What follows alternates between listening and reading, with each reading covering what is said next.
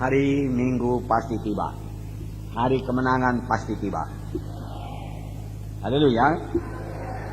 Apa yang Tuhan sudah mulai, pasti Tuhan selesaikan. Tuhan tidak mau pekerjaannya terbengkalai. Amin. Tentunya kita masih ingat hari kebangkitan Tuhan Yesus yang kita peringati hari Minggu yang lalu. Ya, Tuhan Yesus sudah disalibkan pada hari Jumat yang lalu dan mati di kayu salib.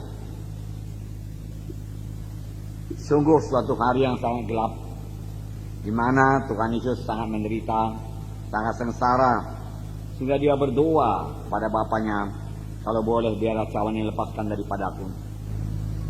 Tetapi segera juga disambung oleh Tuhan Yesus, bukan kehendakku, tapi kehendakmu jadi Bapa.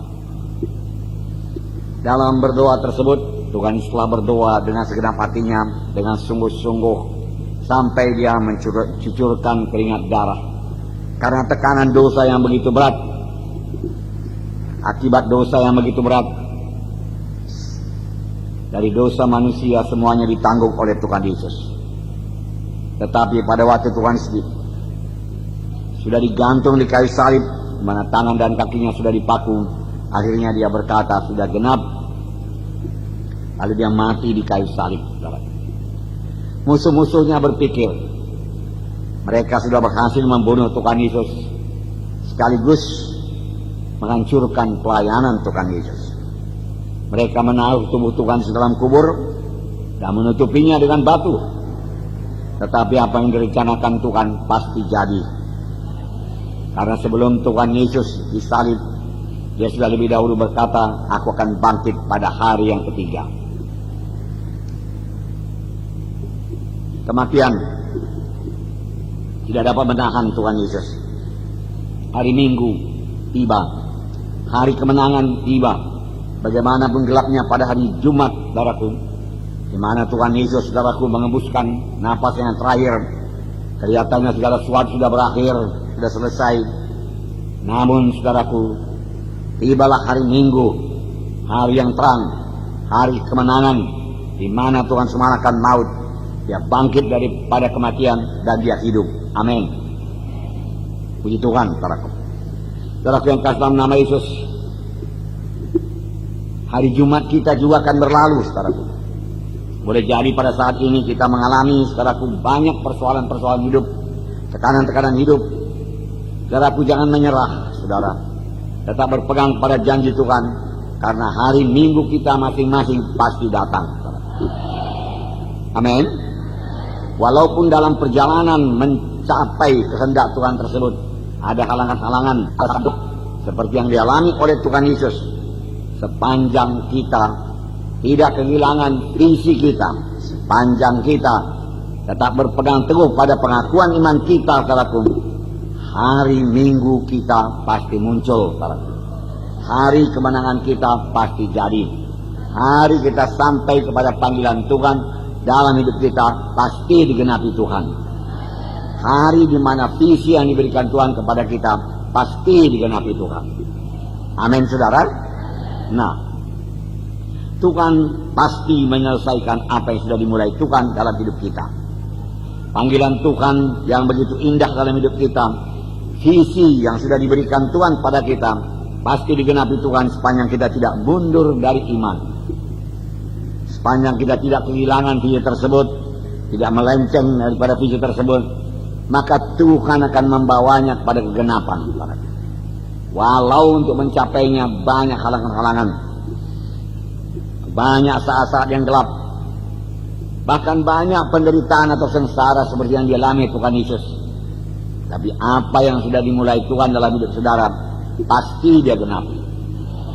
Tuhan Yesus bicara kepada kita melalui visi, salah satu melalui visi. Tuhan tumbuhkan dalam kita satu visi, satu cita-cita, saudaraku, yang besar, karena dia Tuhan yang besar, saudaraku. Pada saya dulu, saudaraku, nanti kalau sempat dapat saya saksikan lebih jelas, pada waktu saya berumur 23 tahun, Tuhan memanggil saya, dia memberikan kelahiran baru kepada saya, dan dia berkata kepada saya, ikutlah aku kelak engkau akan melayani gereja dengan anggota 10.000 orang lebih. Banyak cabang-cabang. Saudaraku, kelihatannya mustahil. Sepanjang hidup saya, itu pada tahun 65 itu saudaraku, banyak di atas saudara belum lahir. Saudara, saya belum pernah lihat gereja yang anggotanya 10.000 orang.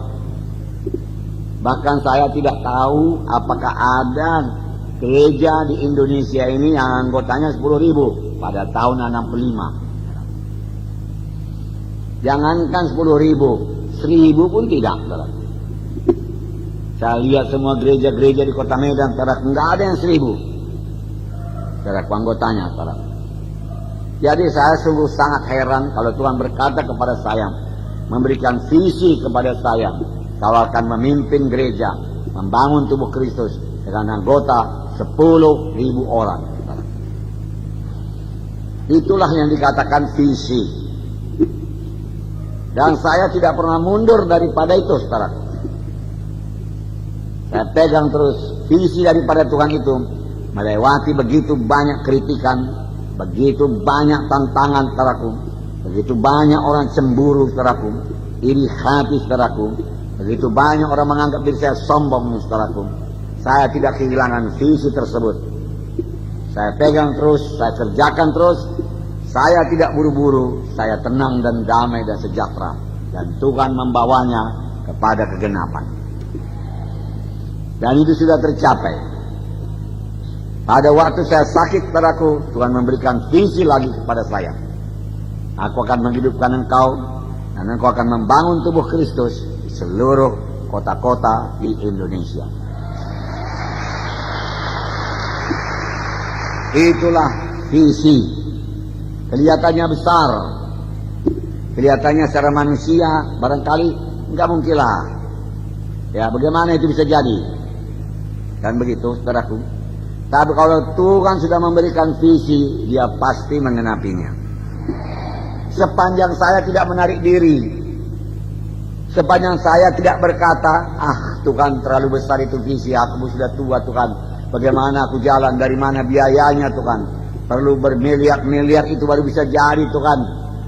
Barangkali pun pikiranku ajanya itu Tuhan, bukan visi daripadamu Tuhan. Udahlah, 1-2 kota lagi sudahlah Tuhan, jangan tambahi lagi. Kalau saya berkata demikian, maka tidak akan genap. Tetapi kalau saya percaya terus dan tidak mau kehilangan fokus, saya fokus terus kepada apa yang diberikan Tuhan kepada saya, visi yang diberikan Tuhan, maka itu pasti genap.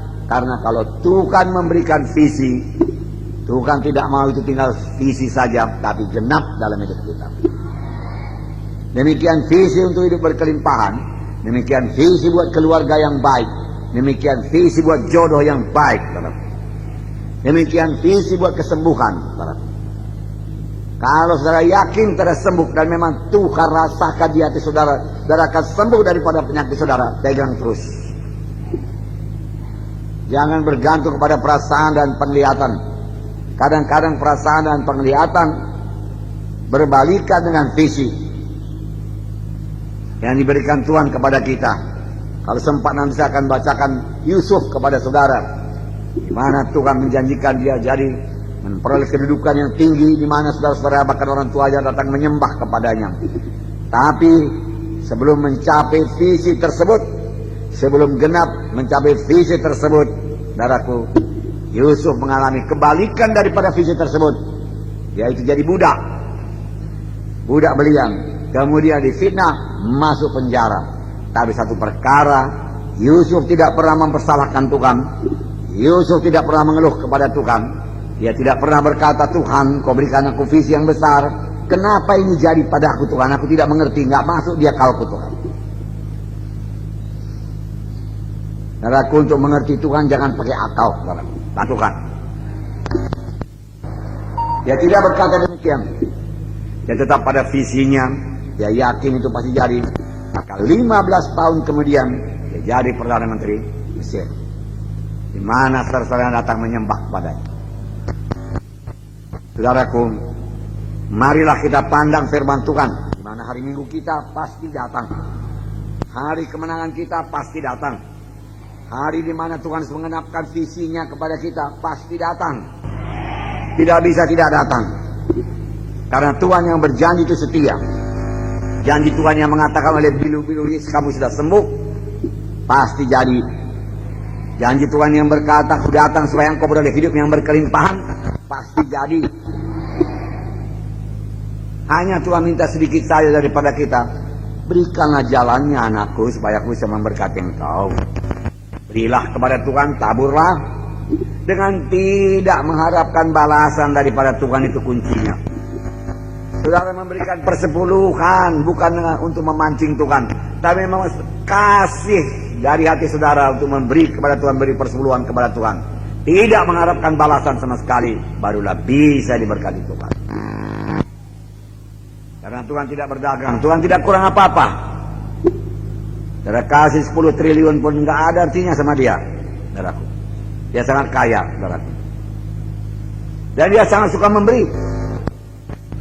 Mengapa kita mengharap balasan? Balaskan kepada aku 100 kali ganda, 60 kali ganda, 30 kali ganda. Belajarlah memberi, belajarlah berkorban, saudara. Saudara sampai kepada visi saudara. Yusuf banyak berkorban. Daud banyak berkorban. Daud sudah dilantik, dia diurapi jadi raja, tapi dia tidak langsung jadi raja. 13 tahun kemudian baru jadi raja. Saudara boleh bayangkan apa yang terjadi dalam 13 tahun tersebut? Saudaraku, dia mau dibunuh Saul, saudaraku. Dia punya kesempatan membunuh Saul, tapi dia tidak mau. Dia tidak mau mencampuri tangan Tuhan. Dia tidak berkata kepada Tuhan, Tuhan, kenapa pula Saul ini mau membunuh aku, padahal aku sedang kau urapi jadi raja? Mengapa kau belum di atas tahta? Dia tidak berkata demikian. Dia sangat yakin. Dia masuk perhentian. Dia masuk iman. Dan dia berkata, apa yang Tuhan berikan visi kepadaku, pasti Tuhan berkuasa menggenapkannya. Amin. Tuhan menggenapkan. Nah, Tuhan berjanji aku akan memberikan keluarga yang baik kepadamu. Saudaraku, Tuhan pasti genapkan. Tuhan berjanji tidak baik manusia itu seorang diri saja. Aku akan memberikan penolong kepadanya. Katakan puji Tuhan. Engkau pasti memberikan jodoh kepadaku. Kalau setan berkata, ya, engkau tidak akan dapat jodoh, engkau sudah tentukan Tuhan itu sendiri saja. Saudaraku yang kasih dalam nama Yesus, Tuhan tidak berkata demikian. Pegang visi. Saudaraku, kerjakan pekerjaan Tuhan. Sayangnya saya dulu kurang memikirkan jodoh. Saya yakin sama Tuhan. Bahkan saya tidak buru-buru, saudaraku. Enggak, saya tidak cari ke sana kemari, enggak. Saya kerjakan pekerjaan Tuhan ke kampung-kampung. Kampung-kampung. Kapan tiba saatnya saya rasa saya perlu berumah tangga, saya mohon pertolongan Tuhan. Jumpakan aku dengan dia, Tuhan. Lalu Tuhan taruh di hati saya seorang gadis, saudaraku. Jelas, tergambar. Dan saya datangi, saudaraku. Gak banyak cerita, saudaraku. Saudaraku. Tetapi dia punya satu tameng, saudaraku, yang hebat juga, saudaraku.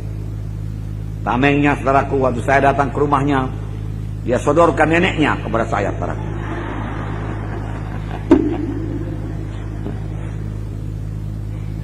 Saudaraku, saya beberapa kali, saudaraku, memperpendek pembicaraan supaya sang nenek ini pergi. Tetapi sang nenek, saudaraku, ya, rupanya jatuh cinta juga sama saya, saudaraku.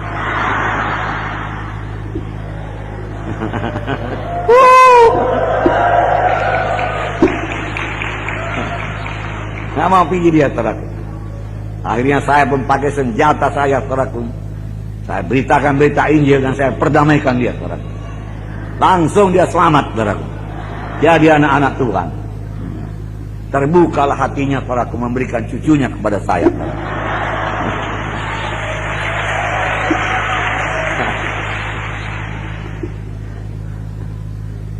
Roh Kudus mengatur, amin. Ya, saudaraku. Luar biasa. Luar biasa Tuhan Yesus maksudnya, bukan saya yang luar biasa.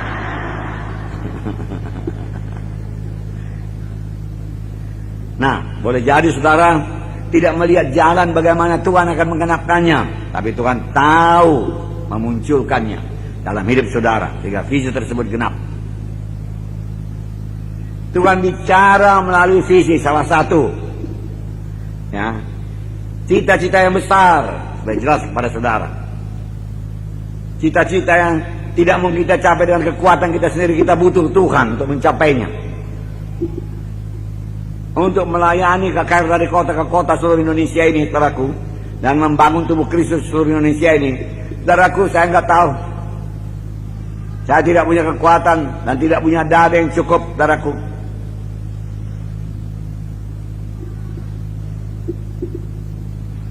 Saudaraku yang kasih dalam nama Yesus, bagaimana itu bisa jadi? Kalau Tuhan sudah memberikan visi, satu cita-cita yang kuat dalam hati saudara, setia saja. Tuhan akan membawanya pada kenyataan. Boleh jadi pada mulanya kecil saja dulu, tetapi bertambah hari bertambah besar, bertambah hari bertambah cepat. Saudara misalnya punya visi, pada tahun ini bebas daripada hutang. Tidak lagi ambil kredit-kredit, saudaraku, tapi kredit yang ada bisa saudara lunasi. Percaya sajalah. Kalau memang saudara sudah yakin itu bisa dilunasi, maka itu pasti bisa dilunasi. Tidak ada yang bisa menghalangi tangan Tuhan memberkati saudara. Saudaraku. Demikian juga jodoh, saudaraku. Sepanjang saudara sudah punya jodoh, saudaraku, dalam hati saudara, cita-cita saudara maksudnya, keinginan hati saudara, dalam hati saudara, jodohku beginilah maunya. Hamba Tuhan dia, cinta kepada Tuhan, mau dia melayani Tuhan, suka dia memberikan persepuluhan, ya, diberkati Tuhan dia, hidupnya penuh berkelimpahan, sama-sama kami melayani. Ya. Dia pun, ya, istriku itu rupawan, suamiku itu ganteng, dan lain sebagainya, saudaraku. Ya. Nah, saudara hidupkan visi itu, saudaraku, Tuhan akan membawanya pada kenyataan. Jangan katakan sudah terlambat. Nggak ada terlambat sama Tuhan. Tuhan memberikan tepat pada waktunya. Kenapa Tuhan belum berikan? Karena Tuhan sudah bekerja. Padahal saudara mulai punya visi tersebut, saudara belum tahu di mana orangnya, siapa orangnya. Tuhan sudah bekerja di belakang layar, mempersiapkan orang tersebut dan mempersiapkan saudara. Supaya kelak kalau ketemu saudaraku, sudah sama-sama dewasa rohaninya, matang rohaninya, sama-sama cinta kepada Tuhan, sama-sama rela berkorban buat Tuhan, tidak lagi mementingkan diri sendiri. Kalau Tuhan pertemukan saudaraku sebelum matang, saudaraku, sebelum dewasa, saudaraku, kerap kali terjadi pertengkaran, percekcokan, berakhir pada perceraian, saudaraku. Ya memang bukan kehendak Tuhan. Nah, saudaraku, barangkali saudara merasa terlalu lama, lalu saudara merasa sudah menyerah sajalah. Mungkin pun perasaan-perasaanku sajanya itu bukan visi daripada Tuhan, keinginan-keinginanku saja itu keinginan dagingku, bukan daripada Tuhan. Maka kulupakan sajalah semua. Saudaraku yang kasih, walaupun saudara lupa, saudaraku, satu kali Tuhan akan ingatkan kembali. Pada waktu Tuhan ingatkan kembali, pegang terus. Karena Tuhan tidak pernah lupa visi yang dia berikan kepada saudara. Kalau saudara berusaha melupakannya, saudaraku, Tuhan tidak pernah lupa, saudaraku. Setan mau kita ucapkan perkara negatif, pikiran kita menjadi negatif. Aku tidak akan berhasil lagi, tidak akan dapat aku lagi visiku itu. Aku menyerah saja. Aku tidak akan berubah nasibku. Dahulu aku kredit, sekarang pun kredit terus, tidak sanggup membayarnya. Aku tidak sanggup membeli mobil. Aku tidak sanggup menyelesaikan studiku. Aku tidak sanggup kontrak rumah. Aku tidak sanggup memulai rumah yang baru dan lain sebagainya, saudaraku. Saudaraku, setan mau kita ucapkan perkara negatif demikian, saudaraku. Tapi saya mau berkata kepada saudara, saudara tidak seperti saya tidak seperti saudara. Bukan membanggakan diri, saudaraku, tapi DNA saudara lain dengan DNA saya. Semua DNA kita ada DNA daripada Tuhan. Amin. DNA yang sangat indah, sesuatu daripada Tuhan taruh dalam hati saya, hingga saya sanggup mengerjakan pekerjaan Tuhan. Sesuatu daripada Tuhan berikan dalam hati saudara, hingga saudara sanggup mengerjakan pekerjaan Tuhan menurut caranya Tuhan, menurut panggilan Tuhan dalam hidup saudara. Boleh jadi melalui musik, boleh jadi melalui menyanyi. Saudaraku, saudara suruh saya menyanyi, nggak ada DNA saya ke sana. Saudaraku, nggak ada, saudaraku. Memang nggak dilengkapi Tuhan. Kalau dilengkapi Tuhan lengkap sama saya semua, saya nanti sombong. Nggak berharap lagi sama Tuhan. Semua aku bisa Tuhan. Aku tidak perlu Engkau lagi, semua aku sanggup. Kadang aku tidak perlu orang lain Tuhan, tidak. Maka kalau permulaan sidang ini dulu, saya bawa teman saya namanya Praten. Dia sudah dipanggil Tuhan. Kenapa? Karena dia pandai menyanyi, tapi tidak bisa berkhotbah. Saya sedikit-sedikit bisa berkhotbah, tapi sama sekali tidak bisa menyanyi. Ya. Dua-dua dapat DNA daripada Tuhan, dua-dua lahir baru. Tapi dia unik, saya pun unik. Demikian juga saudara. Maka panggilan Tuhan kepada saudara, visi Tuhan kepada saudara, hanya saudara yang bisa menggenapkan. Amin. Hanya saudara yang bisa menggenapkan, nggak ada orang lain. Banyaklah persamaan Gideon dengan saya, karena dia anak saya. DNA dari saya turun kepadanya. Lalu dia pun bisa melayani seperti saya melayani. Nah, saudara kalian kasih nama Yesus. Dan dia sedikit-sedikit bisa menyanyi, bisa main musik, saudaraku. Ya, boleh jadi dari bolangnya dulu. Karena orang tua saya dulu, saudaraku, biola. Mengungsi pun, kalau sudah datang musuh, pergi mengungsi. Bukan kami yang diurusnya. Biolanya yang dibungkusnya, saudaraku. Dikotakkannya, lalu diangkatnya, saudaraku. Main biola, Bengawan Solo, Silalap Bengawan Solo, saudaraku. Di hutan-hutan sana pun Bengawan Solo, saudaraku. Sampai satu hari Tuhan nggak suka lagi, saudaraku. Saudaraku, datanglah tumor di sini, saudaraku. Satu ruas ini, diobati nggak sembuh, diobati nggak sembuh, lalu mesti dipotong, potong satu tulang ini, buang, saudaraku. Lalu disembuhkan lagi. Wah, kesakitan dia. Kami ketawa. Sebiji tulang saja kesakitan, kami bilang. Tulang kecil dibuang. Sembuh juga akhirnya. Lalu dia mulai main biola, nggak bisa lagi, saudaraku. Situlah tamat riwayat biolanya, saudaraku. Nggak bisa lagi. Kurang satu jari, saudaraku. Nah, mungkin turun sama Gideon, saudaraku. Itulah DNA keturunan, amin. Tapi ada DNA dari sorga yang menyanggupkan saudara, yang membuat saudara dilengkapi untuk sampai kepada visi saudara, mengerjakan pekerjaan Tuhan dan berbuah, dan tidak ada orang lain yang bisa menggantikannya. Hanya saudara saja yang bisa mengerjakannya. Itulah dia. Dahulu saya selalu menuntut orang mesti seperti saya. Bertobat jangan tanggung-tanggung. Kalau orang tanggung-tanggung bertobat, saya marah. Saudaraku, orang nggak sama, saudaraku. Panggilan pun tidak sama. Boleh jadi panggilannya tidak seperti saya, saudara. Penolong-penolong saja, oke. Saudaraku, jadi mari hidupkan visi tersebut. Saudaraku, biarlah firman Tuhan dan roh Tuhan hidup dalam hati saudara. Visi yang diberikan Tuhan kepada saudara jangan dikuburkan. Kalaupun hilang sementara, anggaplah itu sebagai ditanam. Karena apa yang ditanam akan tumbuh. Tapi kalau dikuburkan adalah orang mati, saudara. Yang matinya yang dikuburkan. Tapi kalau benih yang hidup namanya ditanam, maka dia akan hidup, bertambah kuat, bertambah teguh, saudaraku. Nah, saudara yang kasih paham nama Yesus, segala kebutuhan manusia ini untuk sampai kepada visi yang diberikan Tuhan kepadanya sudah diberikan Tuhan pada orang tersebut. Pada waktu dia berkata di kayu salib sudah genap. Amin. Sudah diberikan Tuhan, saudara. Hanya kita menjalankannya saja lagi, dan jangan mundur daripada visi tersebut. Kalaupun kelihatannya gelap, saudaraku. Mencapai visi tersebut menjalani jalan yang gelap. Contohnya Yusuf, saya bacakan kepada saudara, Kejadian 37 ayat 5 sampai 11. Pada suatu kali bermimpilah Yusuf, lalu mimpinya diceritakannya kepada saudara-saudaranya, sebab itulah mereka lebih benci lagi kepadanya. Karena katanya kepada mereka, coba dengarkanlah mimpi yang kumimpikan ini.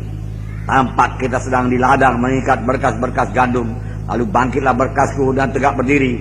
Kemudian datanglah berkas-berkas kamu sekalian mengelilingi dan sujud menyembah kepada berkasku itu.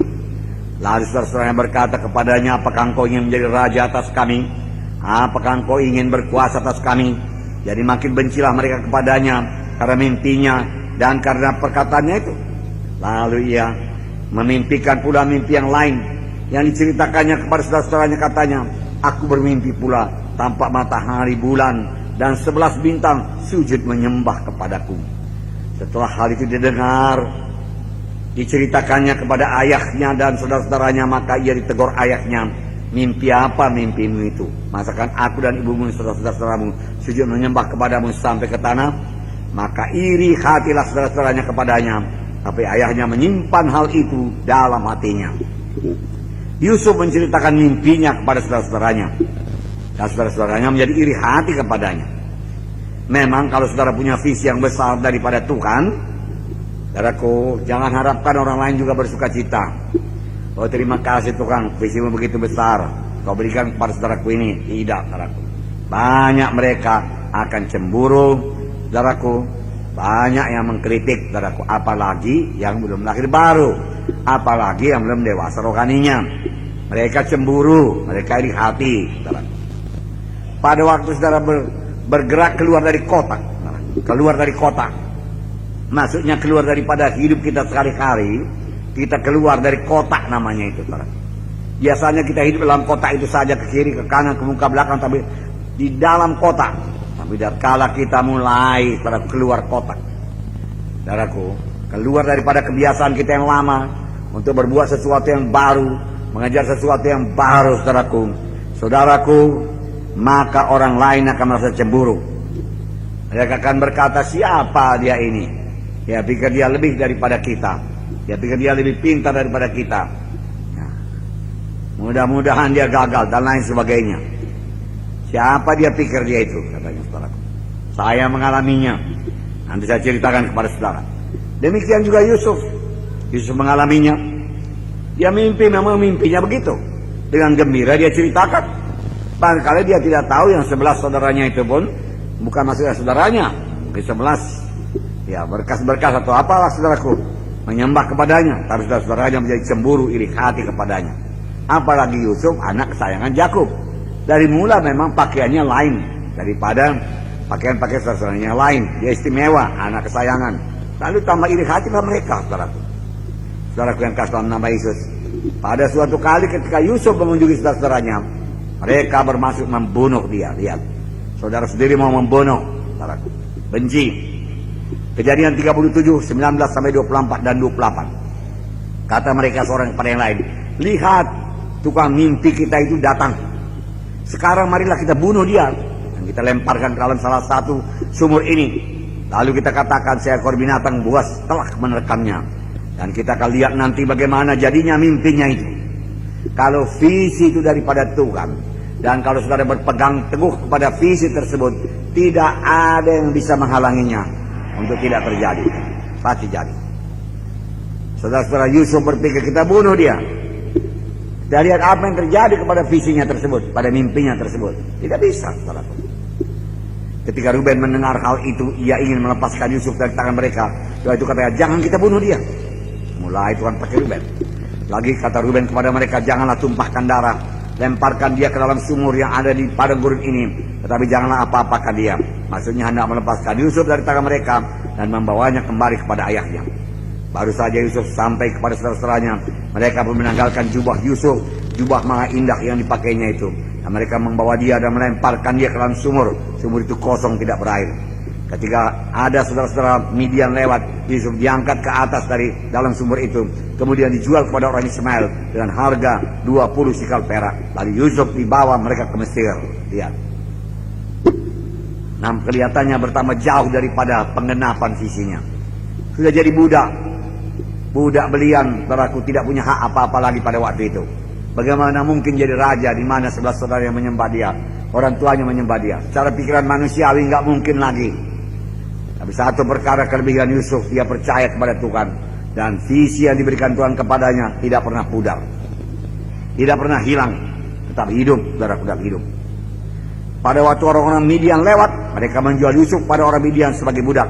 Kelihatannya mimpi Yusuf sudah pudar, hilang sama sekali. Tetapi yang benar ialah segala pengkhianatan saudara-saudara yang tidak dapat menghilangkan visi yang ada dalam hatinya.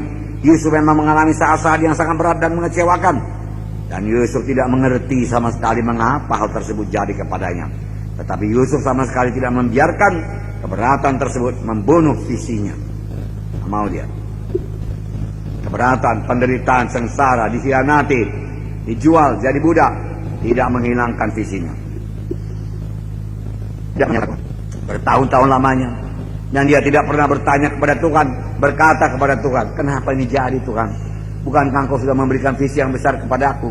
Bukankah aku harus jadi penguasa besar? Di mana saudara-saudaraku menyembah kepada aku sampai ke tanah, demikian juga orang tuaku. Tanda aku punya kedudukan dan kuasa yang luar biasa. Mengapa pula aku jadi budak belian Tuhan? Mengapa pula saudara-saudaraku mengkhianati aku? Mana lagi bisa tercapai visi itu Tuhan? Sudah jadi budak belian, mau jadi raja lagi, bagaimana mungkin? Tidak mungkin, tidak mungkin. Kalau dia berkata demikian, dia melepaskan visi tersebut. Dan dia tidak akan mungkin lagi mencapai visinya. Jangan salahkan Tuhan. Tuhan Yesus baik. Dia Bapa saya, dia Bapa saudara. Saudaraku. Semua kita kenal Bapa kita masing-masing. Bagaimana dia cinta kepada kita. Dan dia mau kita berhasil. Saudaraku. Nah, saudaraku. Dia tidak pernah menyalahkan Tuhan bertahun-tahun lamanya. Dia hidup sebagai budak. Bahkan difitnah, masuk ke penjara. Tapi hari Minggunya Yusuf pasti tiba. Sesudah lebih kurang 15 tahun, maka mimpi Yusuf tersebut digenapkan Tuhan. Tetaplah berpegang pada visi saudara. Kejadian 39, 21, 23. Tetapi Tuhan menyertai Yusuf dan menimpahkan kasih setianya kepadanya dan membuat Yusuf kesayangan kepala penjara itu. Sebab itu kepala penjara mempercayakan semua tahanan dalam penjara itu kepada Yusuf dan segala pekerjaan yang harus dilakukan di situ dialah yang mengurusnya. Dan kepala penjara tidak mencampuri segala yang dipercayakannya kepada Yusuf karena Tuhan menyertai dia dan apa yang dikerjakannya dibuat Tuhan berhasil. Pada waktu Yusuf ditangkap oleh tuannya dan dimasukkan dalam penjara, Yusuf tetap fokus kepada visinya. Dia tidak mundur kepada visinya. Dalam penjara dia tidak menyimpan dendam. Ini kunci. Tidak menyimpan kepahitan, tidak dikuasai oleh kemarahan. Dia sudah mengampuni. Dia sama sekali tidak mempersalahkan Tuhan. Mengalami fitnahan, pengkhianatan yang demikian besar. Sebenarnya Yusuf dapat berkata, mengapa ini semua jadi kepada saya? Ini tidak adil Tuhan. Dia bisa berkata demikian, tidak adil. Kenapa engkau diam aja Tuhan? Aku dikhianati, aku mau dibonok. Bukankah kau berkuasa melepaskan aku? Ini tidak adil Tuhan, tidak adil. Ya. Saudara-saudaraku mengkhianati, kemudian aku dijual pula kepada Potifar. Potifar kemudian istrinya memfitnah aku karena aku tidak mau berbuat dosa. Lalu aku masuk penjara, seharusnya dia ini penjara Tuhan karena dia yang jahat. Ini dia yang bebas, aku yang mempertahankan kesucian, aku pula masuk penjara. Tidak adil Tuhan, tidak adil. Dia bisa berkata demikian. Tapi dia tahu, dia tidak bisa mengukur keadilan Tuhan dengan pikiran manusiawinya. Keadilan Tuhan, kesucian Tuhan, jalanku bukan jalanmu Tuhan berkata. Pikiranku bukan pikiranmu. Setinggi langit daripada bumi, demikian tingginya pikiranku. Tingginya jalanku daripada jalanmu. Tingginya pikiranku daripada pikiranmu. Makanya Tuhan mengajari kita memiliki pikiran Kristus. Amin. Nah, saudaraku. Nah, puji Tuhan. Nah, marilah kita teladani hidupnya Yusuf. Apabila Tuhan telah memberikan visi kepada saudara untuk satu perkara yang besar dalam hidup saudara, janganlah mundur daripada visi tersebut. Oposisi akan datang dari segala penjuru karena saudara tidak senang saudara sampai kepada panggilan Tuhan. Walaupun kelihatannya segala yang saudara kerjakan gagal, tetapi janji Tuhan tidak akan pernah gagal dalam hidup saudara. Ingatlah perumpamaan benih Matius 13 ayat 19. Kepada setiap orang yang mendengarkan firman tentang kerajaan sorga tetapi tidak mengertinya, datanglah si jahat merampas yang ditaburkan dalam hati orang itu. Itulah benih yang ditaburkan di pinggir jalan.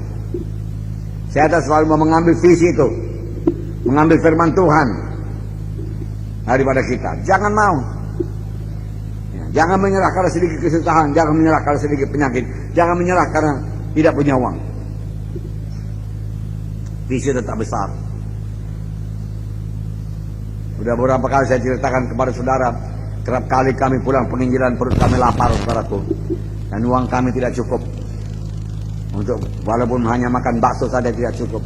Kadang-kadang cukup, lalu kami makan sama-sama. Kadang-kadang tidak cukup, lalu kami pulang